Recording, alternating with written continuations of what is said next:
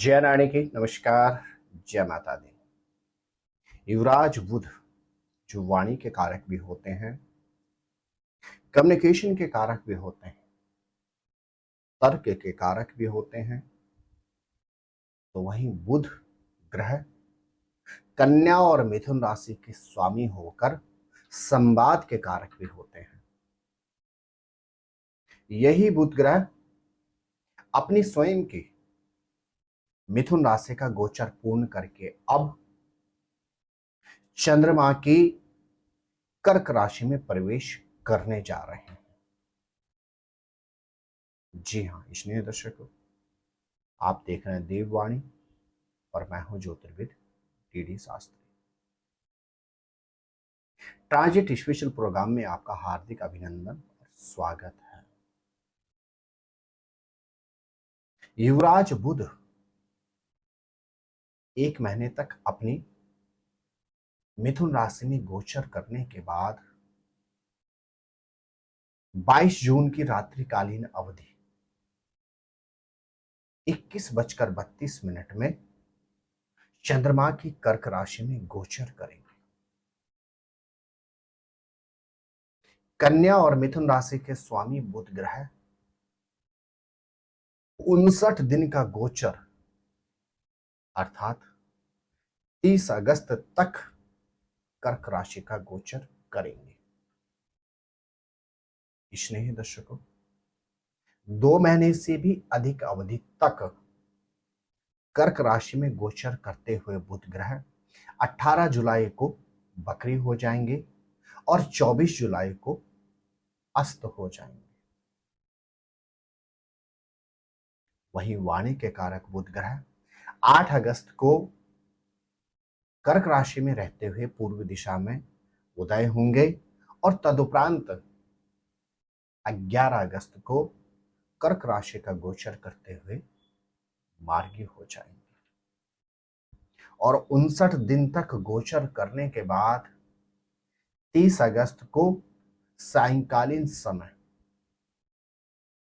16:41 में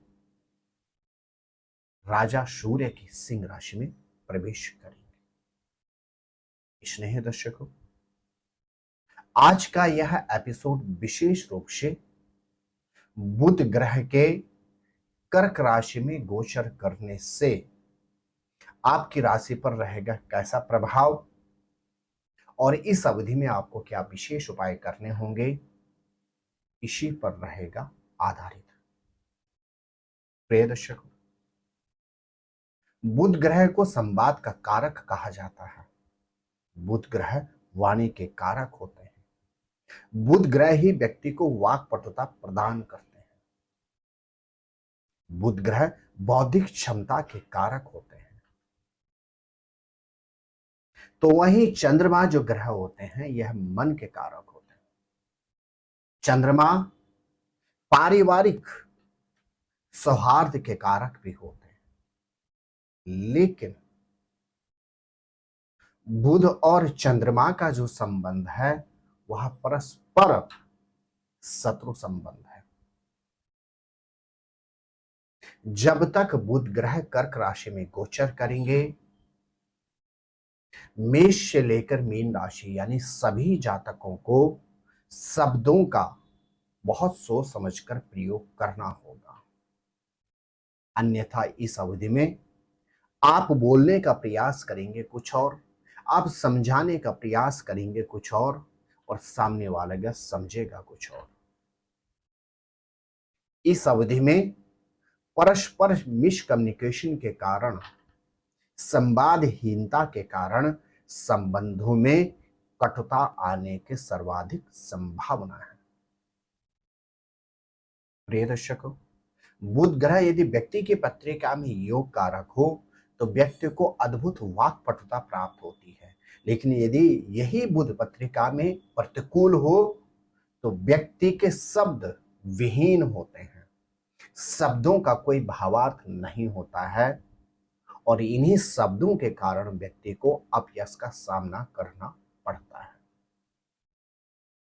स्नेह दर्शकों, बुध ग्रह यदि व्यक्ति की पत्रिका में अनुकूल हो तो व्यक्ति को अपने प्रोफेशन के क्षेत्र में उच्चतम सफलता प्राप्त होती है, व्यक्ति को मान सम्मान प्राप्त होता है और व्यक्ति को उच्चतम आर्थिक लाभ भी प्राप्त होता है।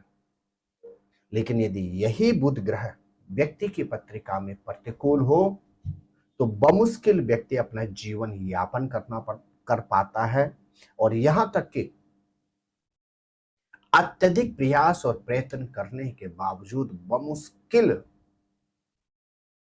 अपने परिवार का भरण पोषण कर पाता है।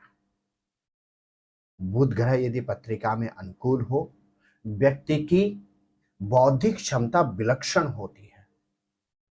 लेकिन यही बुध ग्रह यदि पत्रिका में विपरीत हो तो व्यक्ति को मानसिक जैसे रोगों का सामना भी करना पड़ता है। स्नेही दर्शकों, अब बात करते हैं बुध ग्रह के गोचर से संबंधित। स्नेही दर्शकों, इस गोचर को आप अपने नाम अथवा जन्म राशि के अनुसार ही समझें। स्नेही तुला राशि के जातकों, बुध ग्रह आपके लिए होते हैं नवमेश और द्वादशेश के कारक और अब बुध ग्रह आपके दसम भाव में प्रवेश कर रहे हैं। पारिवारिक उलझनों से बचने का प्रयास करें। इन्वेस्टमेंट से इस अवधि में दूर रहने का आपको प्रयास करना होगा और अनावश्यक यात्राओं से बचने का प्रयास करें। आपके ग्रह नक्षत्र कहते हैं लक्ष्मी चालीसा का ईद अवधि में नित्य पाठ करें। हल्दी या केसर वाले दूध का आप सेवन करें। भगवती लक्ष्मी आपको बुध ग्रह से संबंधित उलझनों से निवृत्ति प्रदान करेंगी। मेरे प्रिय वृश्चिक राशि के जातक, बुध ग्रह आपके लिए होते हैं अष्टमेश और एकादशेश के कारक और अब बुध ग्रह का आपके भाग्यस्थान में जाकर अस्त और बकरी हो जाना अर्थात आपके ग्रह नक्षत्र कहते हैं इस अवधि में आपको पैतृक संपत्ति से संबंधित किसी भी उलझन से खुद को दूर रखना होगा। आत्मविश्वास को अति आत्मविश्वास में परिवर्तित नहीं होने देना होगा और इसके अतिरिक्त आपके ग्रह नक्षत्र कहते हैं आपको विशेष रूप से अपने खर्चों पर नियंत्रण रखना होगा। भगवान शंकर की उपासना कीजिए। शंकर जी की कृपा से बुध ग्रह से संबंधित उलझनों से आपको निवृत्ति प्राप्त होगी। स्नेही धनु राशि के जातक,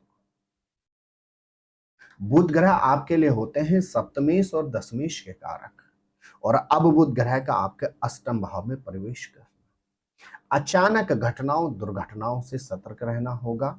दाम्पत्य जीवन और प्रोफेशन से संबंधित मतभेदों से खुद को दूर रखने का प्रयास करना होगा और अचानक धन आने से भी खुद को बचाने का प्रयास करना होगा। इस अवधि में आप प्रयास करें। भगवान विष्णु को पीली वस्तुएं अर्पण करें और बुधवार के दिन रोटी के ऊपर गुड़ रखकर गौ माता को अर्पण करें। भगवान विष्णु आपको बुध ग्रह से संबंधित उलझनों से निवृत्ति प्रदान करेंगे। मेरे प्रिय मकर राशि के जातक, बुध ग्रह आपके लिए होते हैं षष्ठेश और नवमेश के कारक और अब बुध ग्रह का आपका सप्तम भाव में प्रवेश करना अर्थात दाम्पत्य जीवन से संबंधित मतभेदों से खुद को बचाने का प्रयास करें। शीघ्रता में कोई कार्य नहीं करना होगा और बुध की सीधा आपके स्वभाव पर दृष्टि रहेगी। आपकी वाणी पर बुध की पूरी नजर रहेगी। शब्दों का सोच समझकर इस अवधि में आपको प्रयोग करना होगा। रिश्तों को प्राथमिकता देने का प्रयास करें और किसी भी घटना दुर्घटना को इमीडिएटली उस पर रिएक्शन करने की आवश्यकता नहीं है। रात गई बात गई वाली स्थिति में अपना नेचर बनाएं, उलझनों से निवृत्ति प्राप्त होगी। प्रत्येक शनिवार के दिन अंगहीन व्यक्ति को भोजन कीजिए। शनि ग्रह बुध ग्रह से संबंधित उलझनों से आपको निवृत्ति प्रदान करेंगे। प्रिय कुंभ राशि के जातक, पंचमेश के साथ अष्टमेश के स्वामी होते हैं आपके लिए बुध ग्रह और 22 जून से लेकर 30 अगस्त तक यह आपके छठे भाव में गोचर करने जा रहे हैं। रोग और व्याधि से तो सतर्क रहना ही रहना होगा। खान पान पर नियंत्रण रखना ही रखना होगा। इसके अतिरिक्त लंबी दूरी की यात्राओं से बचने का प्रयास करें। खर्चों पर भी नियंत्रण रखने का प्रयत्न करें। व्यक्ति के मतभेद और वाद विवाद से बचने का प्रयास आपको करना चाहिए। इस अवधि में प्रत्येक बुधवार के दिन गौशाला में जाकर चोकर और गुड़ गौ माता को अर्पण करें। इसके अतिरिक्त शनिवार के दिन यदि शनि शिला पर आप सरसों का तेल अर्पण करते हैं, शनि ग्रह के आशीर्वाद से, बुध ग्रह से संबंधित उलझनों से आपको निवृत्ति प्राप्त होगी। इसने ही मीन राशि के जातक आपके लिए बुध ग्रह होते हैं सस्तेश और दशमेश के कारक, और अब बुध ग्रह का आपका पंचम भाव में प्रवेश कर जाना अपने आप को अत्यधिक महत्वाकांक्षी होने से बचाना चाहिए। सर्विस में या व्यापार में किसी भी तरह से परिवर्तन इस अवधि में आपके लिए हितकारी नहीं होगा। आप इस अवधि में विशेष रूप से प्रयास करें, भगवान विष्णु की पूजा उपासना करें, गौ माता की सेवा करें। भगवान विष्णु और मां कामधेनु की कृपा से बुध ग्रह से संबंधित उलझनों से आपको निवृत्ति प्राप्त होगी। प्रिय दर्शकों, कन्या और मिथुन राशि के स्वामी बुध ग्रह का कर्क राशि में गोचर करना शब्दों का सोच समझकर प्रयोग करना होगा। बुध ग्रह का चंद्रमा के साथ संबंध शत्रु संबंध है। लगभग 59 दिन तक कर्क राशि में बुध ग्रह का गोचर और इस अवधि में बुध ग्रह का अस्त और वक्री होना शेयर मार्केट, परस्पर देशों के मध्य संवादहीनता, इस अवधि में मार्केट में भी बहुत ज्यादा उतार चढ़ाव रहेगा। व्यक्तिगत जीवन में बुध ग्रह का कर्क राशि में गोचर करना संबंधों पर कहीं ना कहीं कटाक्ष के रूप में उभरेगा।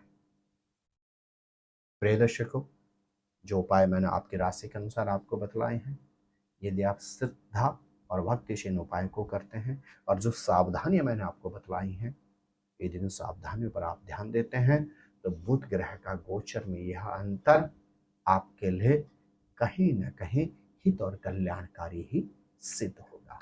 आप स्वस्थ रहें, मस्त रहें और हाँ, अपना विशेष ख्याल रखें। जय नारायण की नमस्कार, जय माता दी। ज्योतिर्विद डीडी शास्त्री जी से ज्योतिष, अंक ज्योतिष, हस्तरेखा, वैदिक पद्धति से यज्ञ अनुष्ठान, राशि रत्न, रुद्राक्ष कवच तथा वास्तु निरीक्षण हेतु संपर्क करें। संपर्क हेतु हमारे फोन नंबर हैं 9811062705 9818827053। हमारी वेबसाइट है www.vedicjyotish.com। परामर्श शुल्क प्रदान कर संपर्क हेतु समय सुबह 10 बजे से शाम 6 बजे तक। हमारे संस्थान में योग्य विप्रों के द्वारा समस्त वैदिक कर्म जैसे पूजा पाठ, यज्ञ, जप, हवन, जन्मदिन पूजन, नवग्रह शांति, ग्रह कलेश, काल सर्प दोष निवारण पूजन, व्यापार वृद्धि पूजन, विवाह संस्कार, भूमि पूजन, गृह प्रवेश, शिवार्चन, महामृत्युंजय जाप, बगलामुखी जाप आदि समस्त वैदिक कर्म सुसंपन्न किए जाते हैं। संपर्क हेतु हमारे फोन नंबर हैं 9810627053, 9818827053। परामर्श शुल्क प्रदान कर संपर्क हेतु समय सुबह 10 बजे से शाम 6 बजे तक।